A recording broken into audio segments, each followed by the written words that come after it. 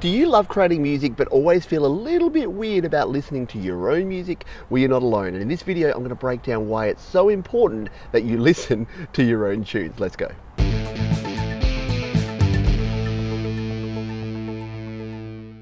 Hi, my name is Pete and this is Studio Live today, where I help you create, record and release your best music. So if you're into tips and tricks and tutorials all about music creation, then consider subscribing. But today we're talking about something a little bit different, and that is, why should you listen to your own music? And should you in fact feel bad about listening to your own music? It can feel a bit conceited, you can feel like you're a little bit up your own, you know what, but it's actually super important for your development and growth as a music creator and as a music recordist.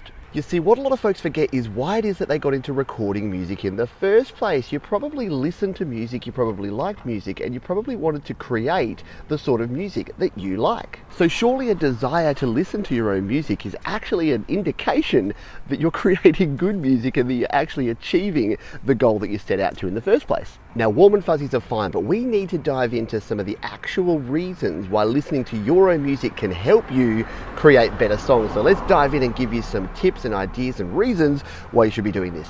Reason number one, it can help you identify trends in your music. What do I mean by this? Well, I have a trend of recording and mixing my vocals too loud. So when I listen to one song, I could think, that's not too bad. When I listen to 5 songs in a row, I go, wow, I really need to reduce the volume of my vocals in the mix. So listening to my own music and listening to a lot of it can actually help me by identifying the things that I'm doing again and again that are actually not helping my music sound better.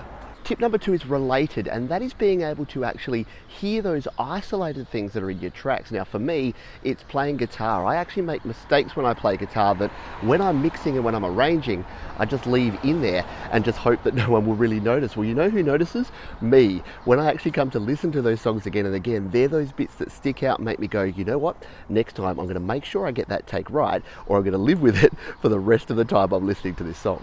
Reason number 3 is that it's actually going to identify the opposite, the things that you're doing well, the things that you like in your songs. If you're listening to a bunch of your own music, you can go, hey, I really like it when I dial in this particular guitar tone. And for me, what I've realized is that I like songs where I add a little bit of extra gain. I give my guitar some distortion. It really seems to enhance the tracks. When I go too clean, I'm not getting the sound that I want. So listening to my old songs and realizing which ones I like and which ones I don't can really help me know what to do more of in the future. Tip number 4 is a little bit down the warm and fuzzy path, and it's this. It's that only listening to your music now and listening to your music from the past will actually show exactly how far you've come. So if you want to measure the progress you've made with your recording, then listening to all of the music you've created is a great idea.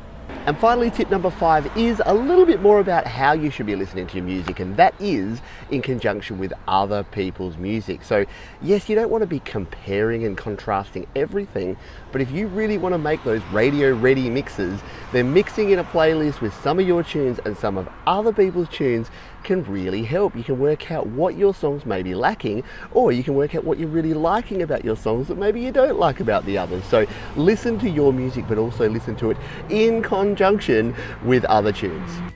So there you go. Either listening to your own music is a good thing to do, or Pete just wants an excuse to keep listening to his own music. But I want to hear from you. Do you listen to your own music? Do you find it valuable? Let me know down in the comments. I'll see you on the next video. Cheers.